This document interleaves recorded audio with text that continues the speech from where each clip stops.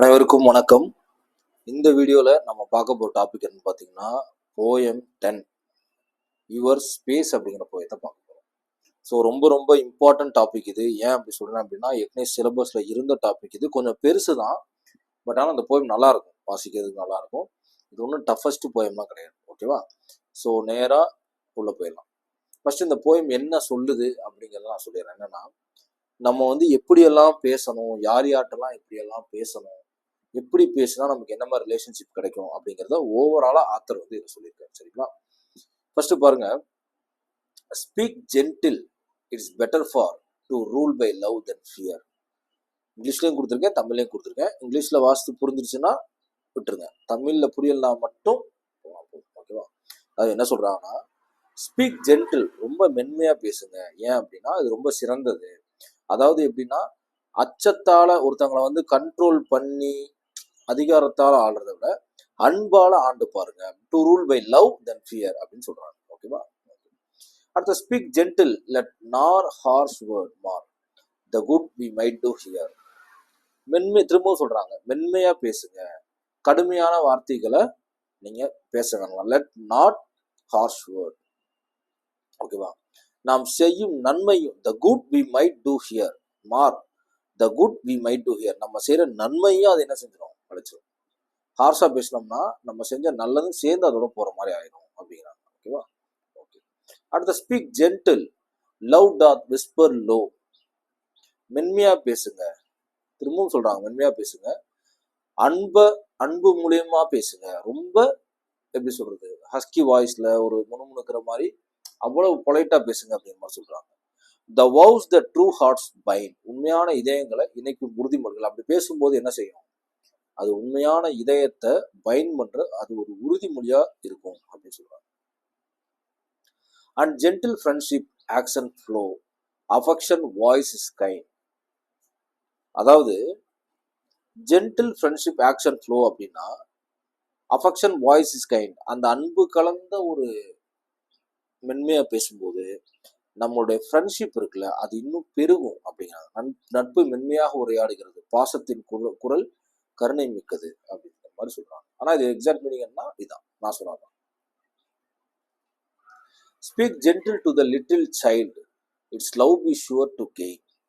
குழந்தைங்க கிட்ட ரொம்ப அன்பா பேசுங்க, கண்டிப்பா அந்த அன்பு உங்களுக்கு திரும்ப கிடைக்கும் அப்படின்னு சொல்றாங்க. Teach it an action soft and mild, it may not long remain. அந்த மென்மையான மிதமான குரல்ல கற்பிடி. ஒரு சொல்லித்தர விஷயமா இருக்கட்டும், ஏய் அப்படி செய் இப்படி செய்யணும் அதட்டாம மென்மையான குரல்ல சொல்லுங்க. ஏன்னா அது வந்து நீண்ட நாட்கள் இருக்காது. நீங்க ஹார்ஷா சொல்றீங்க இல்லையா, அந்த வார்த்தை நீண்ட நாட்கள் இருக்காது. ஆனா அன்பா சொன்னோம்னா நீண்ட நாட்கள் இருக்கும் அப்படின்னு நினைக்கிறாங்க. ஓகேவா? Speak gentle to the young for they will have enough to bear. Okay, இப்போ வந்து யங் இருக்காங்கன்னு வச்சுக்கோங்களேன், யங் அப்படின்னு இருக்காங்க. எப்படின்னா இளையவர்கள் இருக்காங்களே, அதான் யங் அப்படிங்கிறது, வேற எதுவுமே கிடையாது. அந்த இளையவர்கள் கிட்ட ரொம்ப தன்மையா பேசுங்க.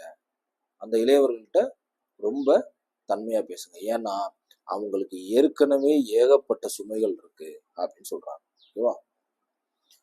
Pass through this life as best they may, it is a full of anxious care. அதாவது என்னன்னா, வாழ்க்கையில அப்படி பேசும்போது வாழ்க்கையில அவர்கள் வந்து சிறப்பா கடந்து, pass through this life as best they may it is full of anxious care. அப்படிங்கிறதுனா இளைஞர்கள்ட்ட மென்மையா பேசுங்க, ஏற்கனவே அவங்களுக்கு நிறைய பாரங்கள் இருக்கு, அவங்க வந்து வாழ்க்கையை சிறப்பாக கடந்து செல்லட்டும், ஏன்னா இது கவலைகளால் நிரம்பி உள்ளது அவங்களுக்கு ஏற்கனவே அப்படிங்கிறாங்க. Speak gentle to the aged one, grieve not to the care own heart. Speak gentle to the aged one, முதியவர்களிட ரொம்ப மென்மையா பேசுங்க. ஏன் அப்படின்னா ஏற்கனவே அவங்க வந்து கவலைகளால் நிறைஞ்சு வருத்தமா இருக்க ஒரு பர்சன், கவலைகளால் கலைத்த இதயத்தை வருத்த வேண்டாம்.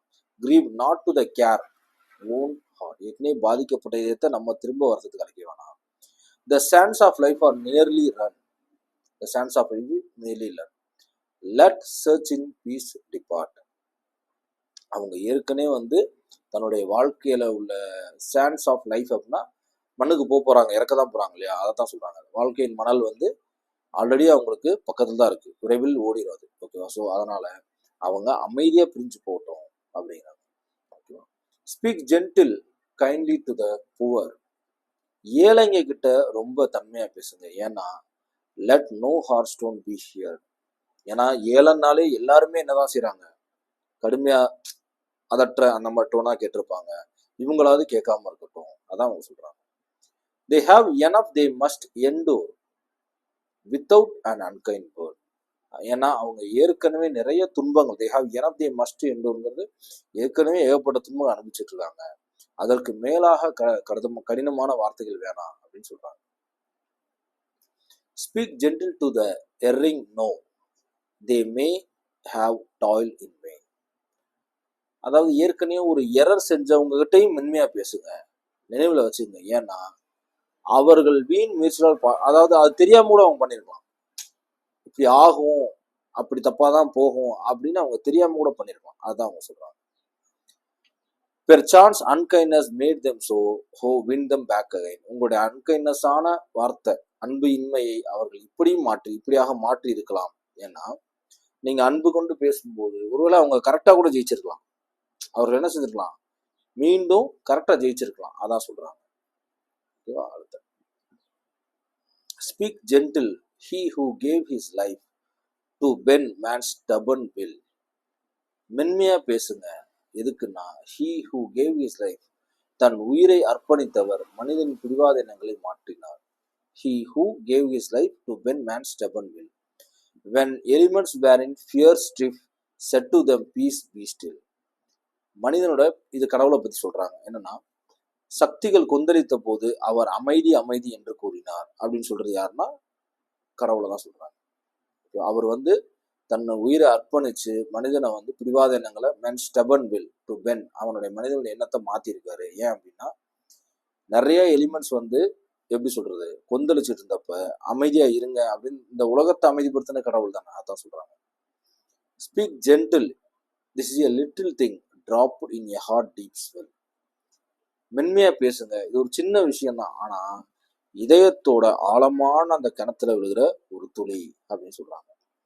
த good the joy which it may bring eternity shall del.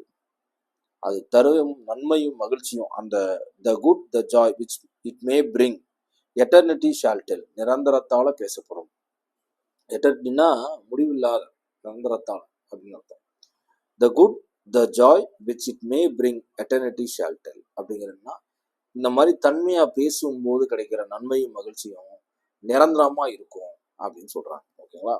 இது ஒரு அருமையான போயம். எழுதினவர் டேவிட் பேட்ஸ் அப்படிங்கிறது எழுதியிருக்காரு. தமிழ்ல உங்களுக்கு எதுக்காக கொடுத்துருக்கேன் அப்படின்னா தெளிவா அண்டர்ஸ்டாண்ட் பண்ணிக்கணும், புரியலாம் அப்படிங்கிறதுக்காக மட்டும்தான். ஓகேவா? இங்கிலீஷ்ல புரிஞ்சுச்சுன்னா விட்டுடலாம்.